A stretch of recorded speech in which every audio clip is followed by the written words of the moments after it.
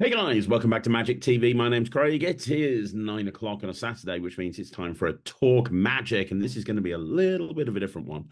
And the reason is I'm going to be interviewing somebody that a lot of people, especially people outside of the UK, won't have heard of before. But I'm telling you right now, this is somebody who is set to have a very bright future as a creator in Magic.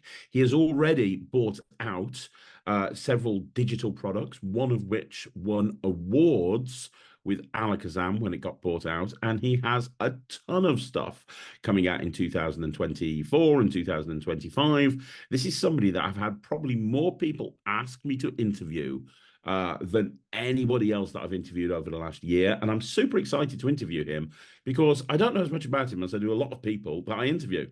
But I'm very, very excited to find out more. He's a name that is literally everywhere at the moment.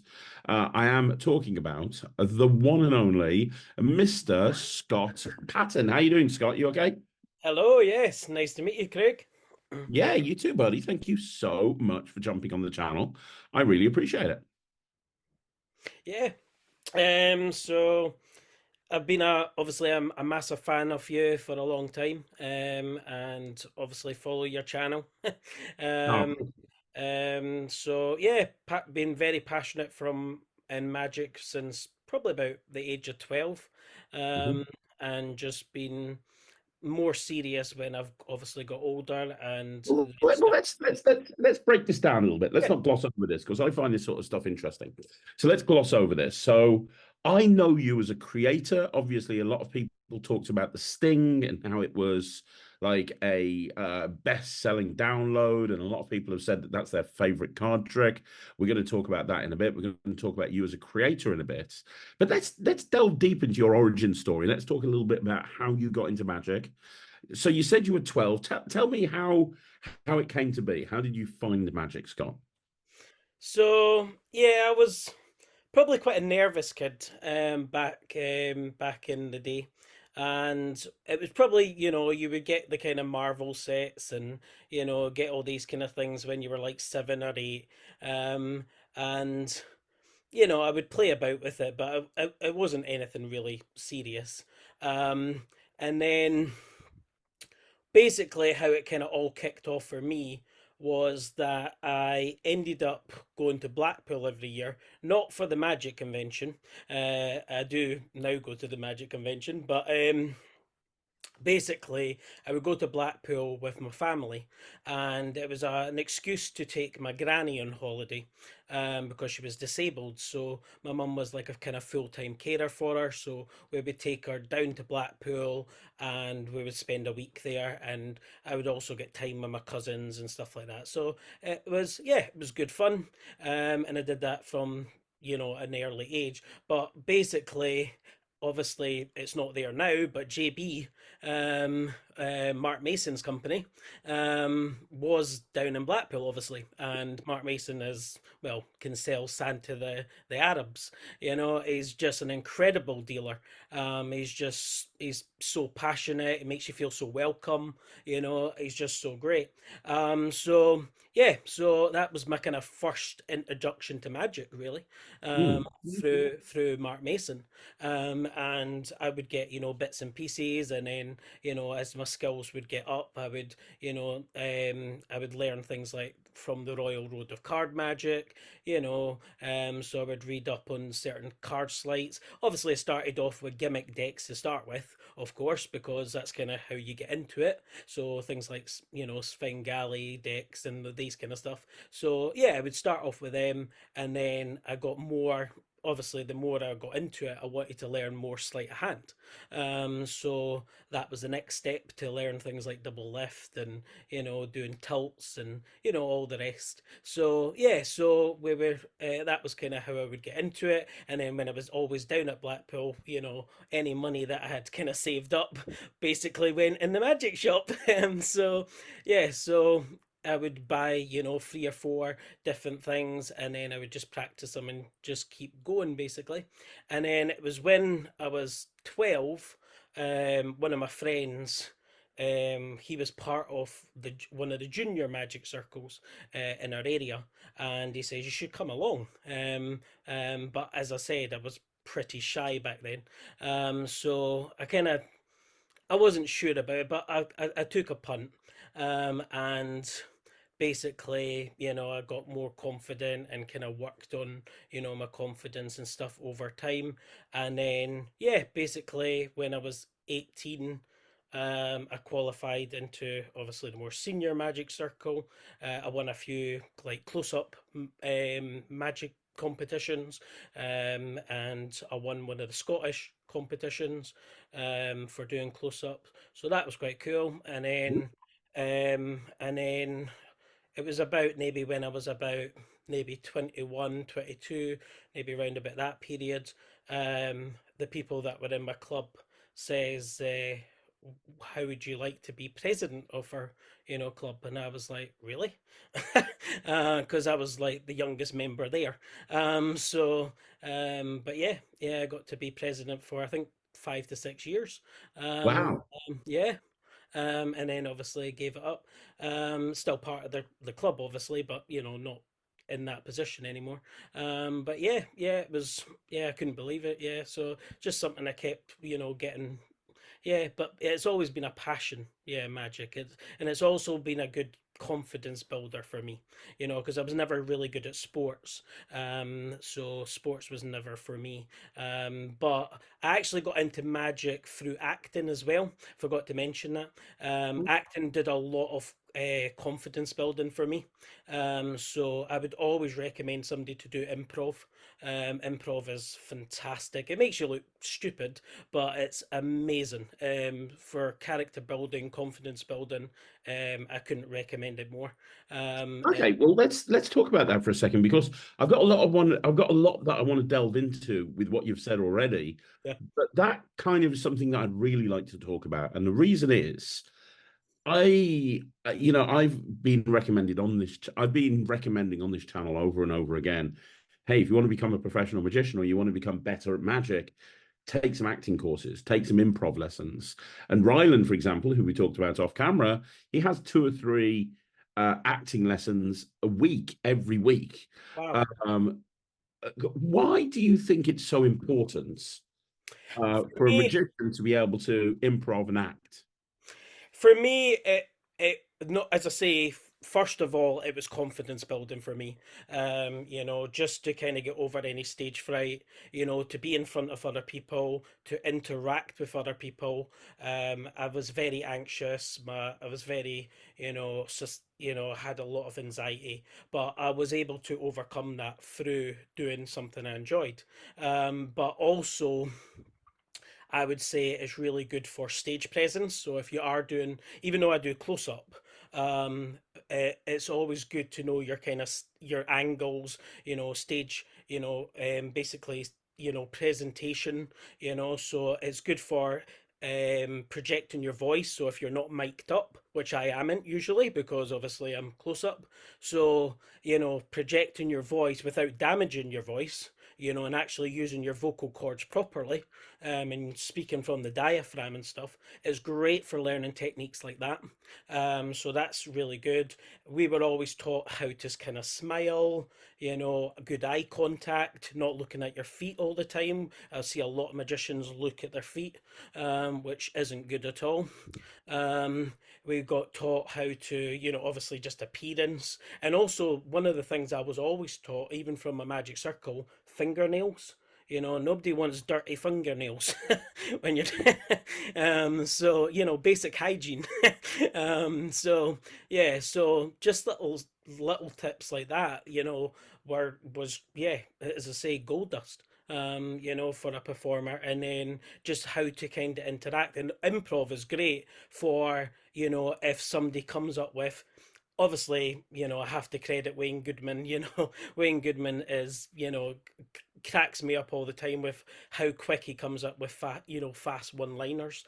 But yeah, even if you're not a comedy genius, and I definitely don't class myself as a comedy genius, but even having like improv lines to say, it kind of breaks the silence. Nobody wants that deadpan silence, so it's good for, if somebody says something and you have to go slightly off script, you can kind of wing something and then bring it back on again, so even just techniques like that, it's great. That's fantastic. And did you ever plan? Obviously, you were talking to us about your journey. You got up to about, being the president of your society for so many years. Yep. Did you? One thing that I want to talk about, and we'll get to this, I imagine, in a minute, is you're not a full-time professional magician. You gig, but you also have a job, right? That's Now, it. I want to talk about that because a lot of people speak to me on this channel and they say, "Oh, I want to become a professional magician. How to become a professional magician?" And I honestly, I don't think that being a professional magician is the be or end all. A lot of people think, oh, if you're a professional magician, you're the best magician in the world because you're going out and doing it professionally. And I don't think that. I think that when you become a professional magician, a lot of the time, you kind of sacrifice what you love about magic in order to pay the bills. There's certain routines through my career that I've hated and I've gone out and done them because they work in the real world and that's what I need to do. And, you look at people like John Bannon, for example. He's not a full-time professional magician by any stretch of the imagination, and yet he's one of the most creative people on the planet. So Yeah, he's a genius. he is. So, like, can you talk about, like, I mean, what am I trying to say here? You've got the skills, you've got the ability to become a full-time pro. I love the fact that you haven't gone out and done that. For anybody that's listening to this, like, can you talk a little bit about that? About like going and doing gigs and juggling it with a job and so on and so forth? Yeah, obviously, I would like to get more regular gigs and more work. It's something, again, I'm not the best at selling myself. I'm very good at performance. People say that I change into something else. I don't have a character, but people say that I become a different character. It's like when I do musicals or singing and stuff like that. I change. I like performing in the karaoke and stuff, and people think I'm quite shy, and then when they hear me sing, they're like, "What?" So people see a different side of me when it's same with when I do my magic. They're like, "Wow, where's this confident person came from?" But it's just that's just yeah. I've never been a good person to kind of sell my own trumpet, which is a shame, really, because it would help, bring in the gigs a bit better. But it's just some, you can't be good at everything, So yeah, it's a work in progress on that one. But yeah, I've also I like doing stuff with I've done a lot of things like mental health stuff. Mental health's really serious to me. Um I've sadly lost two friends to suicide, that were both young. So it's something that's been, it's been something I've, as I say, went through my own anxieties and other things like that. So it's something I take a lot of importance to. And through COVID, I worked voluntary through a mental health charity, to save lives, and set up a men's group and a women's group, and we did things like organized walks, quiz nights, all different things. So yeah, through the whole of COVID, period, for the 2 years. So when people were in lockdown, we were doing loads of Zoom things like this, and yeah, constantly try to keep people's mental health at bay. So yeah, it was hard, but positive. Absolutely, absolutely. That's yeah, really, really good, really good. Um, Before we move on, you've talked a lot about how you suffered with confidence, suffered with Yeah. anxiety. You know what? That's one of the biggest problems that magicians have, regardless of whether you're an amateur, hobbyist, professional. That nerves, that you know inability to perform, or your hands start shaking. It's a Yeah. horrible thing Yeah. to happen. It happens an awful lot, especially to people that are new into magic, and all the practice and all the rehearsal in the world can't stop that No. sometimes. No. Yeah. So yeah, can you talk about that for a minute and how Yeah. you Of got over course. it? Because obviously it's something a lot of people suffer with that haven't got over it like you have. So maybe you can give some. It's just, again, I've probably got more comfortable in my own skin. It's something I've obviously always struggled with. But yeah, I've never had it diagnosed, but I've got a kind of tick, which a lot of people think when people talk about like Tourette's and stuff like that, they think it's always to do with like swearing and or verbal things, or making noises and or things like that. But sometimes I've got a very kind of small amount of it, but basically it makes my hands tremor, or it'll make my body maybe shake a little bit or things like that. And basically it happens more when I'm either nervous but also when I'm excited. And I would say it's actually more when I'm excited. So there's been times where I've performed and people thought I'm nervous, or they've maybe thought I'm cold, because Scotland's very cold as well. So yeah, so they might think I'm cold, but I'm not. It's just, yeah, it's a tick. But usually when I explain it, people are pretty cool about it. You will get obviously the ones that they aren't, and try and take the mickey, but yeah, you can't. Yeah, you just have to try and look past these people. If they're going to be shallow, they're going to be shallow. Mhm. Absolutely. Absolutely. Yeah, that's great. So look, that's you got to the point where you were, you're gigging, you're going out gigging, everything's going fine. But I know you primarily as a magic creator. Yeah, Um, and the first trick, I don't know if it was your first trick that you released, but the first trick that I kind of you came on my radar with is the sting. yeah. Was that the first thing that you released? It's not the first thing I released. I released an effect called Trip Down Memory Lane, which was done by Thought Illusions, which is Stephen Young. Um, um, so yeah, I created an effect with him, which was basically a deck of photo cards, and they were all, it was two alphabetical stacks, and basically you could reveal memories and dreams and all that kind of stuff. So yeah, so that was my kind of first hit. That did pretty well actually. And Hang on, before we go on past that first trick, yep. I want to find out, just rewind a little bit. What made you decide to be a magic creator? What made you decide to want to actually, did you create, what was the first trick called? I've never seen it. A trip down memory lane. So It was. what made you decide to go to this company and market a trip down memory lane? Was it something that you created for your own use that kind of you then went, well, actually, other people might get a crack out of this as well? Or was it something that you said, right, I want to be a creator in magic, I want to sell magic? What was your reason for kind of going down that route? Yeah, so I would say it was a mix of both, to be honest. I created it for myself to start with, and it was just a very rough mock-up.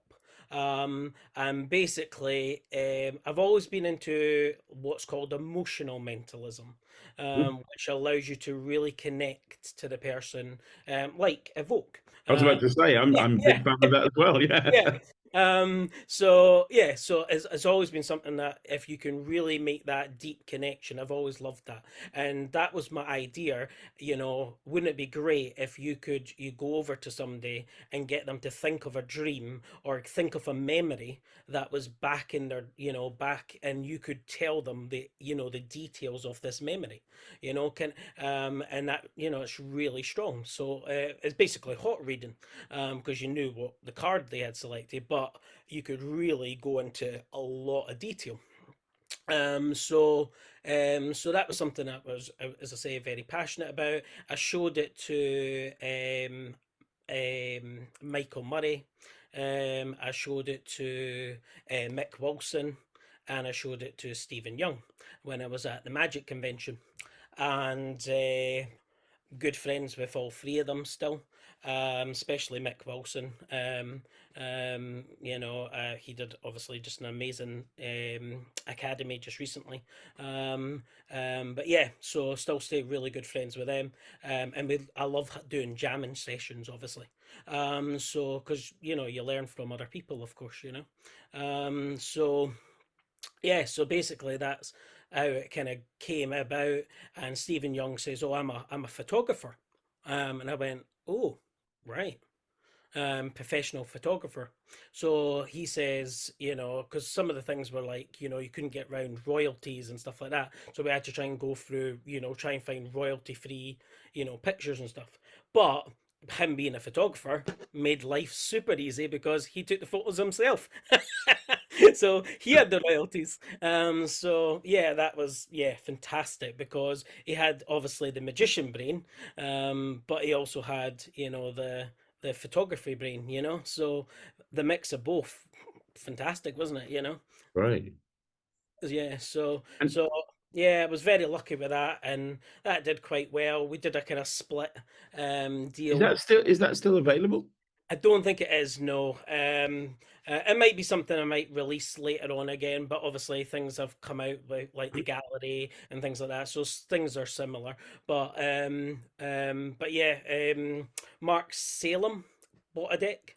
I got a yeah, yeah, that's what I thought. Wow, yeah, yeah. I got a phone call from an American number, and I was like, "What the hell's this?"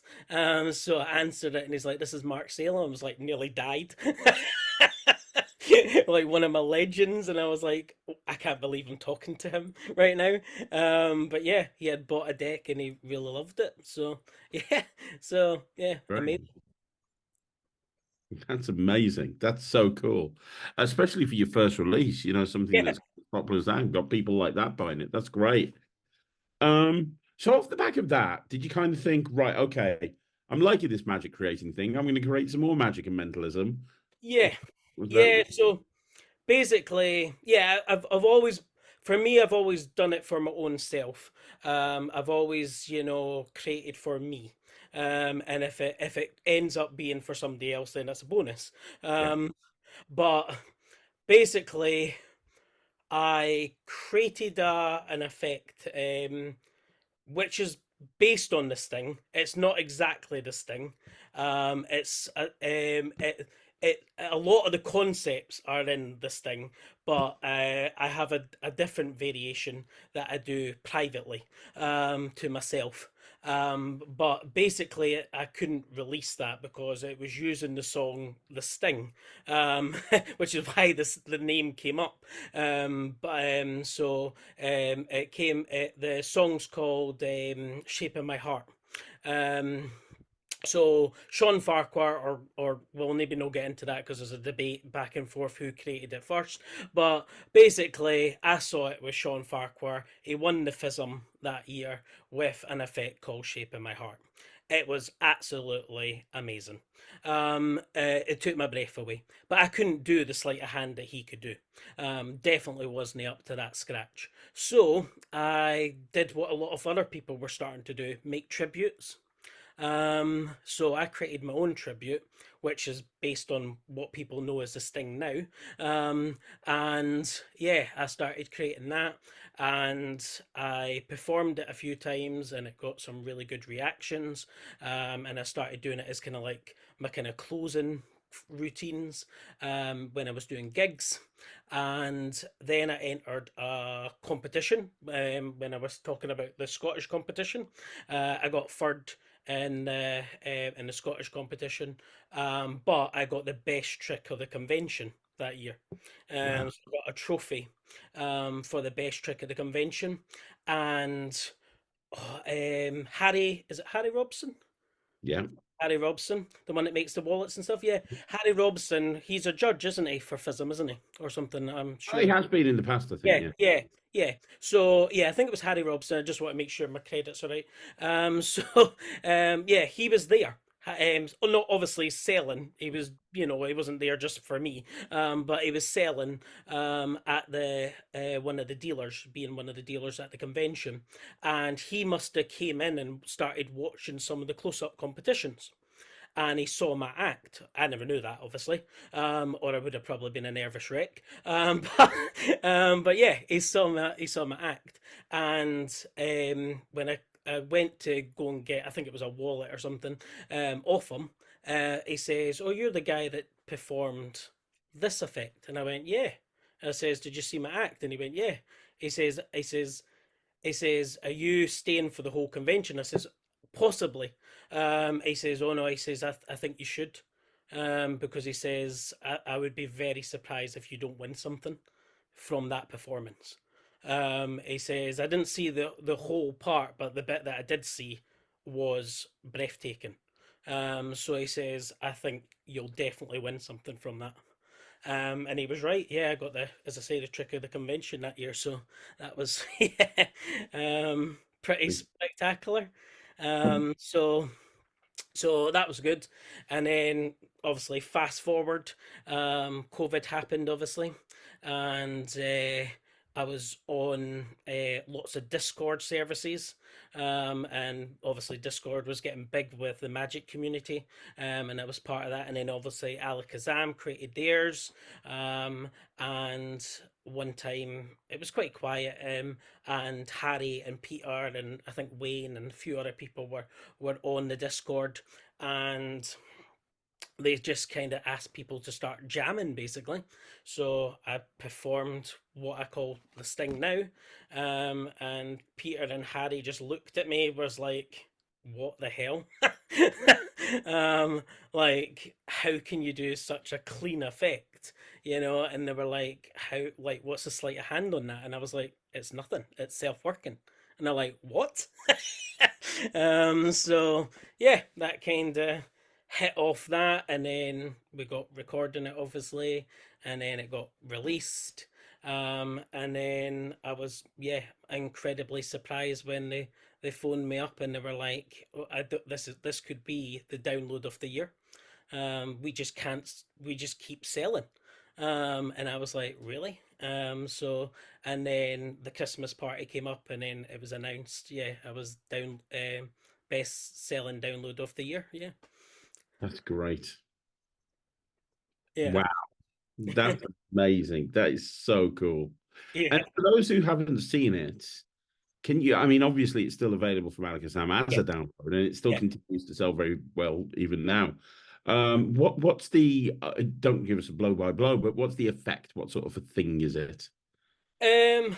Yeah. I'll probably. It's probably better to actually me perform it if you want me to perform it. Can you do that? Yeah. Let's do it. Yeah, I'd love you to perform it. Yeah. Because then you can get to see it. You know. I would love to see it performed. This is amazing. Yes, please. Yeah. Okay. Let me set up my thing, mate, and I can just change the angle of this, and then we'll do this. So if I bring this down, you should be able to see the cards. I So, can see the card, Scott. Yes. yep. So we've got a deck of cards, and we're actually using Alakazam's Academy deck. A wee plug there. So yeah, so what we're going to do is we're going to mix the cards up basically. So we'll give them a couple of cuts and mix them up like this. And I'm going to show you that they are all mixed up. So we've got some red cards together, some black cards together. You can Yeah. see they are all shuffled up. Yeah. Yeah. Yeah. So we're going to try and produce. Basically, what we're going to do is a gambling demonstration, and I'm going to show you how you would cheat at cards. But basically, the most common card that you would want to find would be the aces. But if you do find the aces too quickly, you'll be accused of cheating nearly automatically.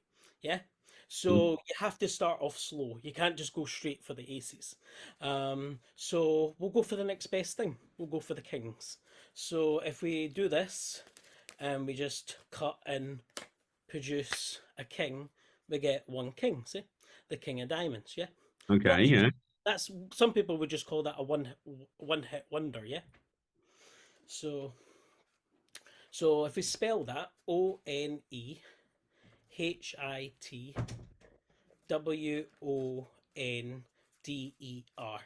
and that brings us to a second, yeah. That's cool. Um, so that's a little bit more impressive. Now, some people would call this what's called a double whammy, yeah. But if we spell that as well, it would be DOUBLE WHAMMY, and that brings us to the third king. Which just doesn't seem possible, yeah.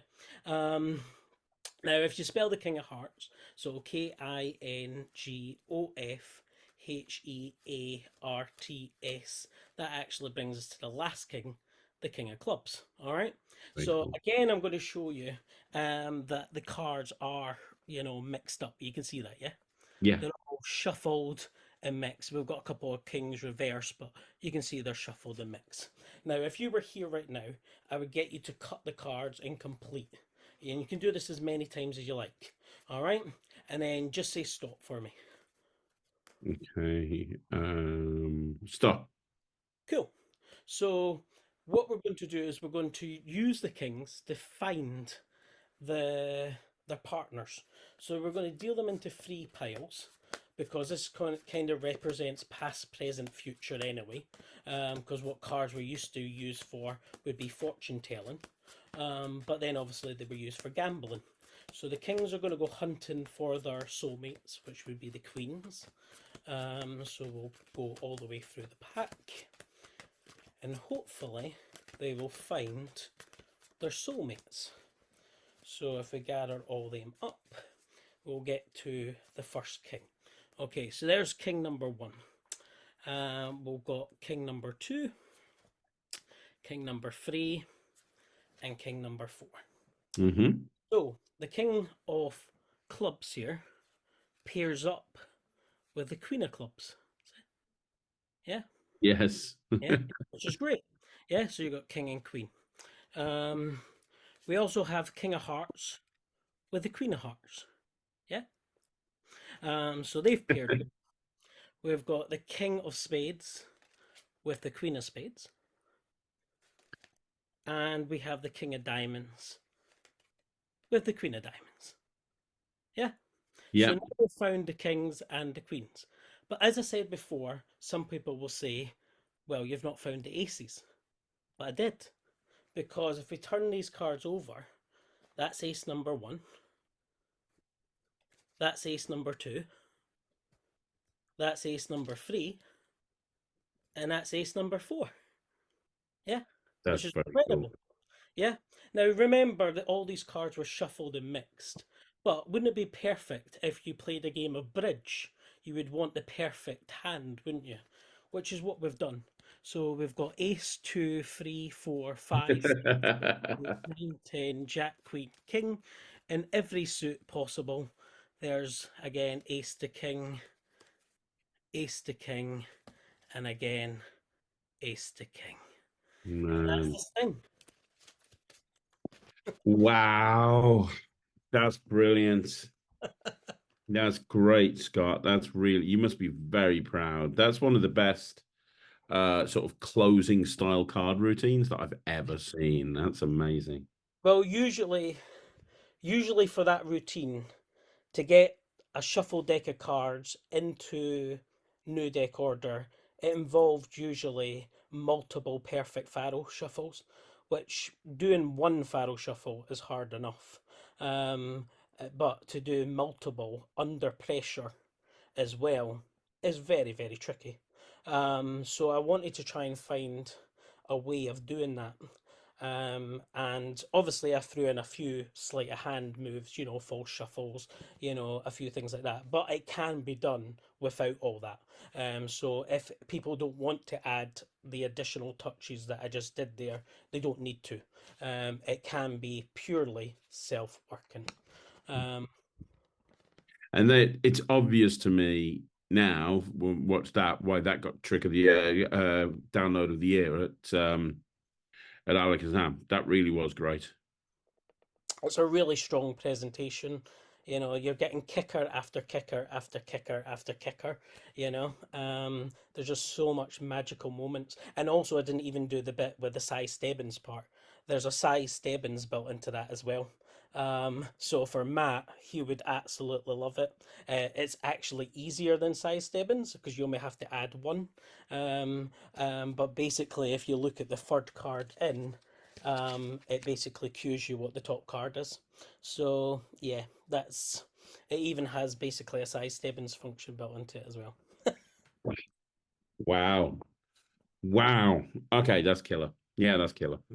So off the back of that and the success that you achieved from that, that's your second kind of release, your Yep. first digital project. Went really, really well.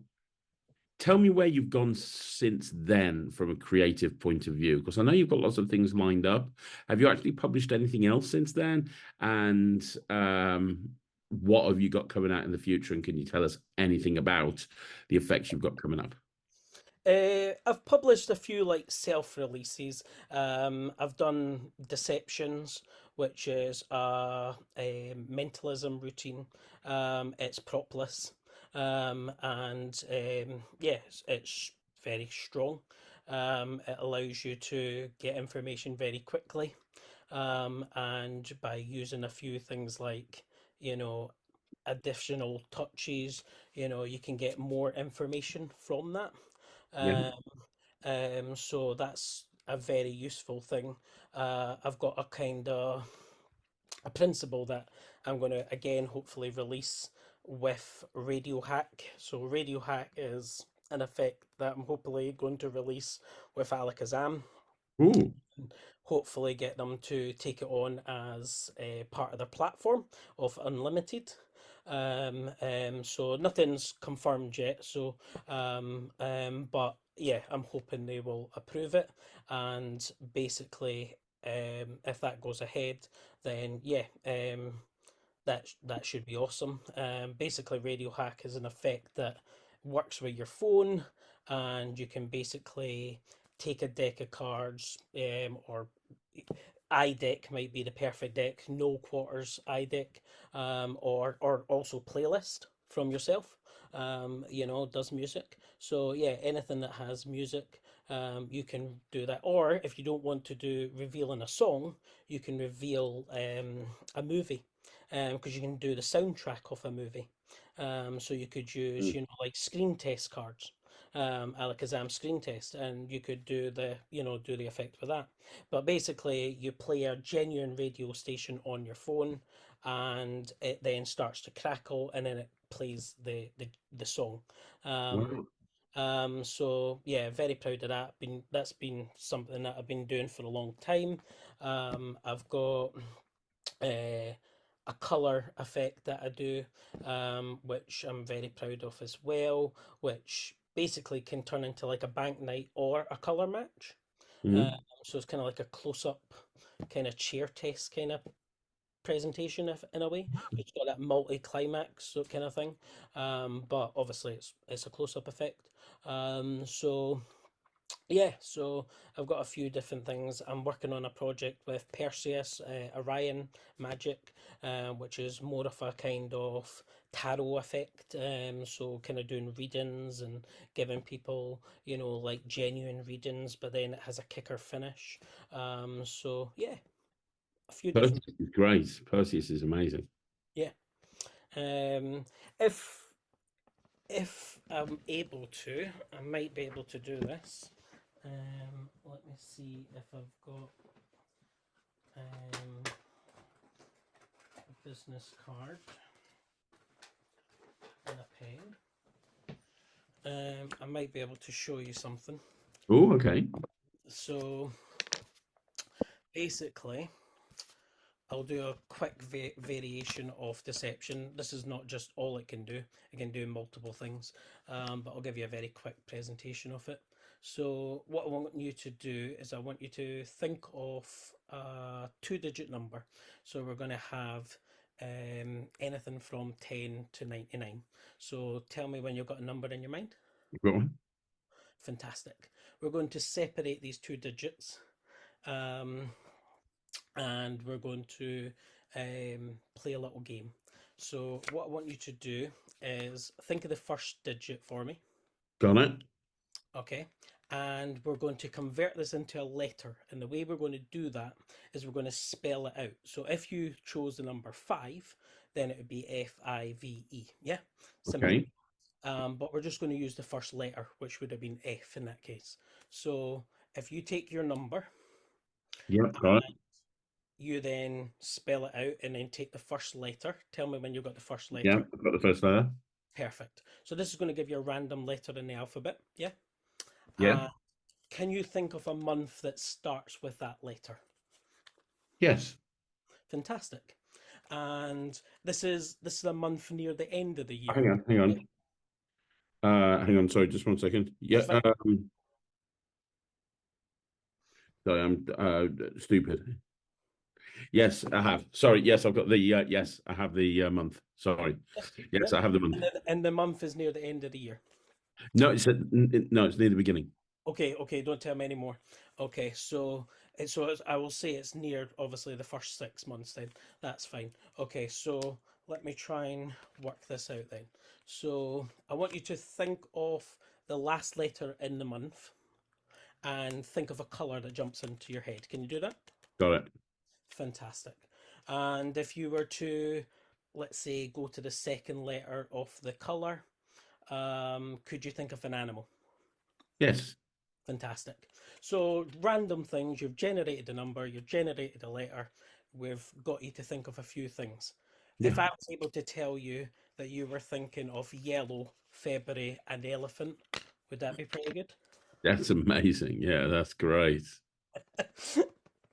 That's great. That's That's, brilliant. and that is just scratching the surface of the system.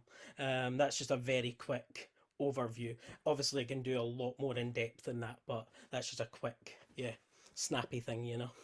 Wow. That's great. That's brilliant.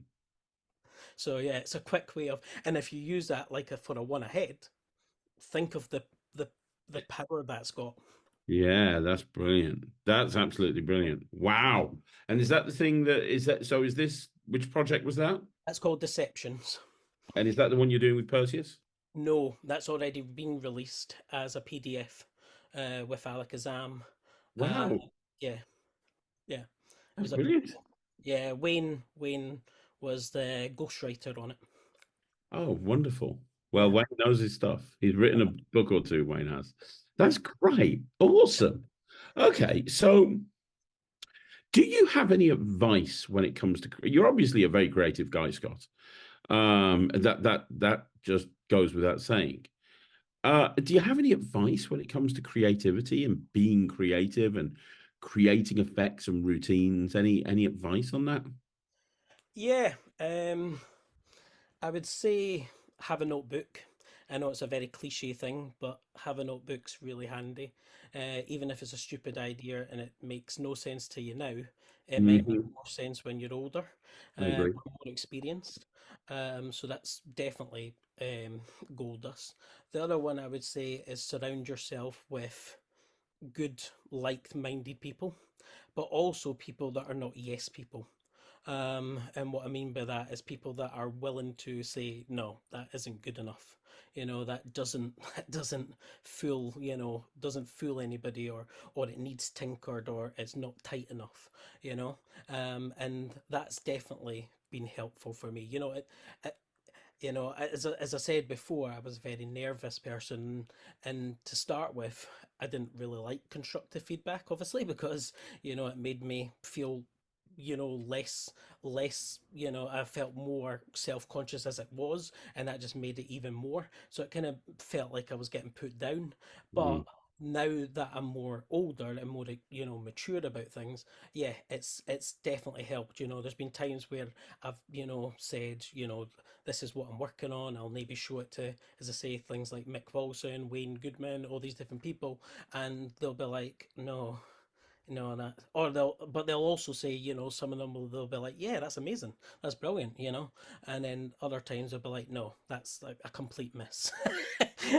But it's good because that kind of feedback is, saves you from, being an embarrassment, or, so, I'd rather have that where a few people see it and they go, no, that's not for me.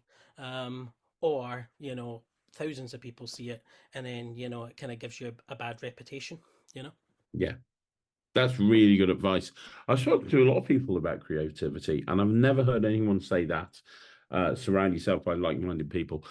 Do you worry? One of the things that I've had a lot of people say to me in the past is they try to keep their ideas close to their chest Yeah. because they're worried about people stealing their ideas. Is that something that concerns you, or do you just make sure that the people that you have you trust? Yeah, it does in some ways. There has been times where, that kind of stuff has happened, unfortunately. I won't be naming names, but yeah, that kind of, you do get that. But the more better circles you get into, that doesn't happen as much because, you build up a trust and you build up a good bond.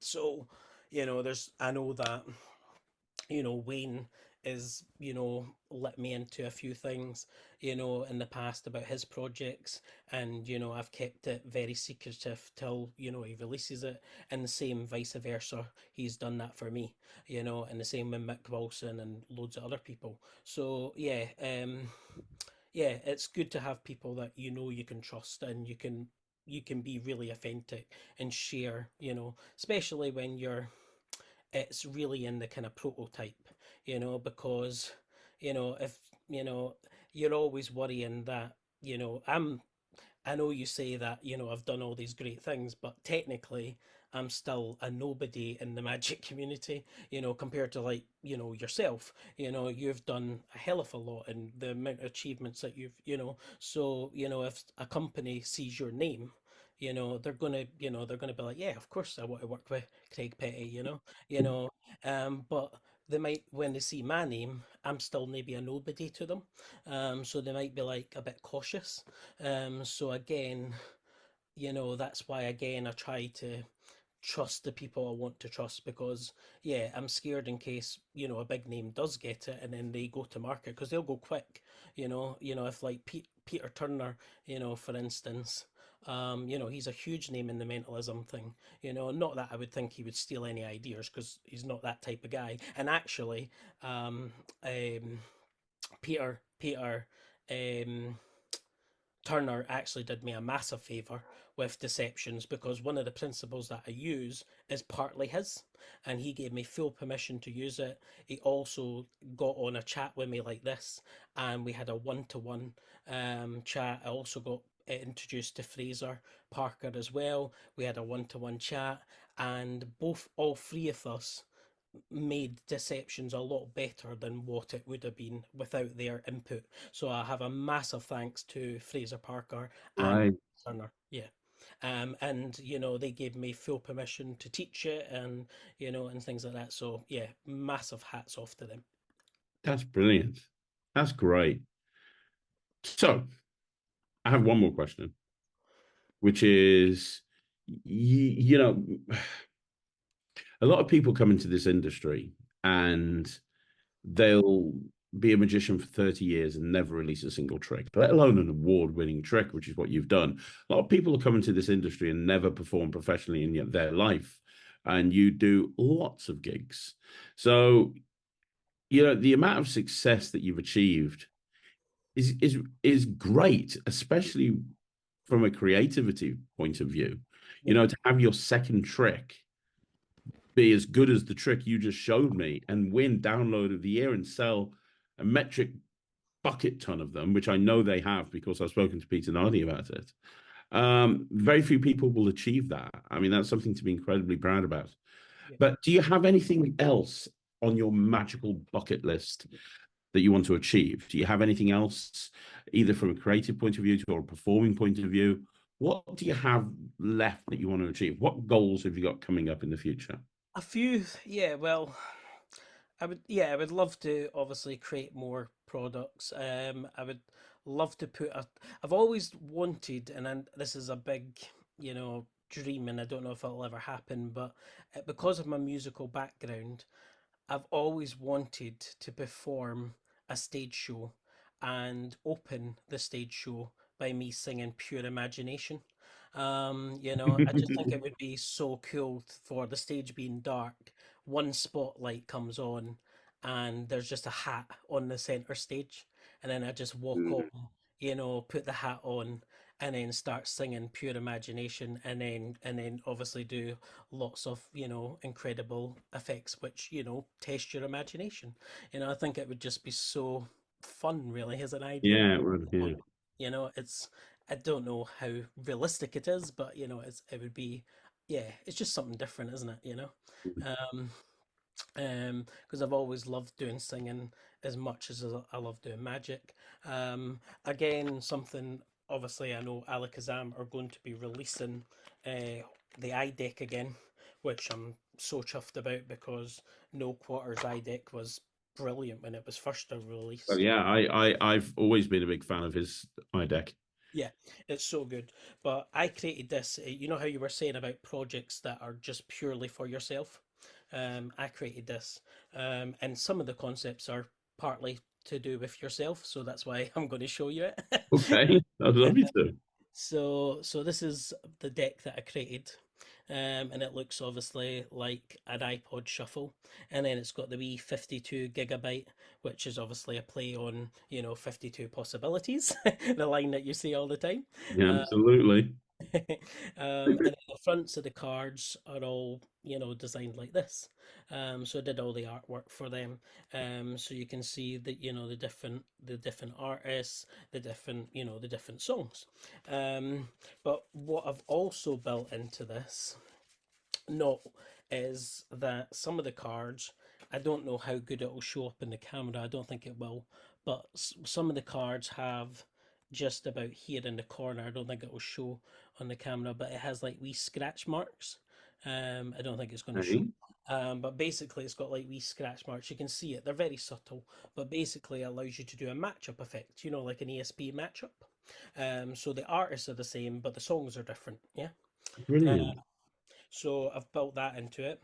I've also built in obviously a blank card, because it's always nice to do like a trans thing. I've also bought a Hot Mama card, which has the normal back and then has the red logo. So when the cards change, which is really nice, and then it That's can great. vanish again. I've also built this in, which is a low power card, but it has a battery compartment on the back, so you can dump the batteries out. Dick. Which is silly. And then from your idea, from I think it was from playlist, you can correct me if I'm wrong, using your stupid principle, where they are four fake bands. So they look real, but they are, every one of them is a fake band.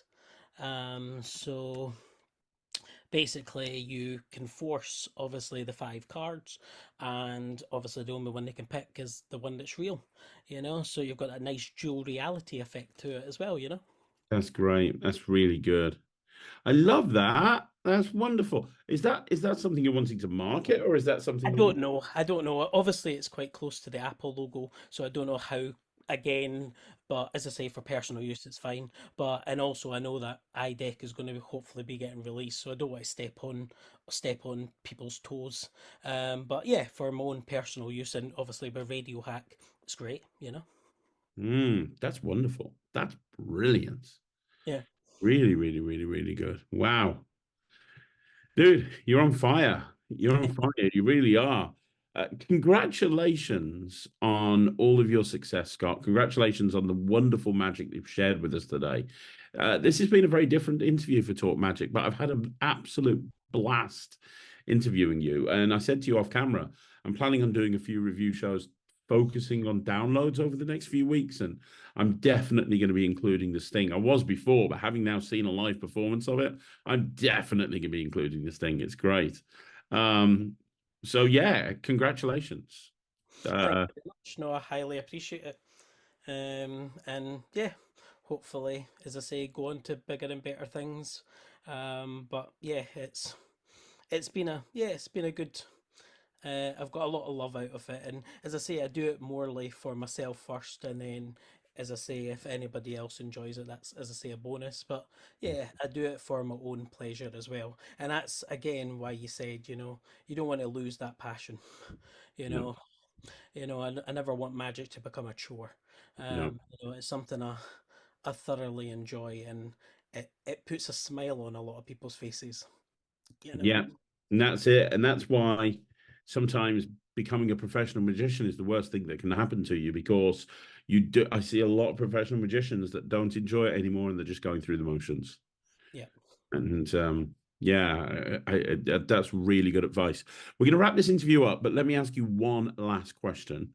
Yep. If you could give the people that are watching this one piece of advice about anything to do with magic, any aspect of magic, performance, creating, whatever, it makes no difference. What piece of advice would you give? I would probably just say practice makes perfect. It's a very cliche line, but you know, a lot of people don't put in dedication nowadays. Um, I think I'm seeing that a lot more through my other job. I do things like life coaching, and I don't really talk about that side of me because it's not for everybody. But I do a lot of kind of spiritual work along with the mental health side of things to try and get people, doing priorities and goal setting and stuff like that. But yeah, basically, I see a lot of people, not able to communicate nowadays. They're glued to telephones. And the amount of times where I go in a restaurant and I see two couples, sitting there, glued to their phone, and you just think, really? You can't even Yeah, sit and talk to your own partner, you know? I So agree. yeah, I think dedications kind of went out the window. People, I think, expect too much now, and you see it all the time, people are just too quick to get out there and and obviously I get it because you get excited. I'm still a big kid when it comes to magic. I'll get an effect and I'm desperate to get it shown. I get that. But practice definitely does make you know there's a big difference between somebody that just performs at a pub. I know loads of people, if I said to them, can you show me a magic trick? They can, but it's not going to be good.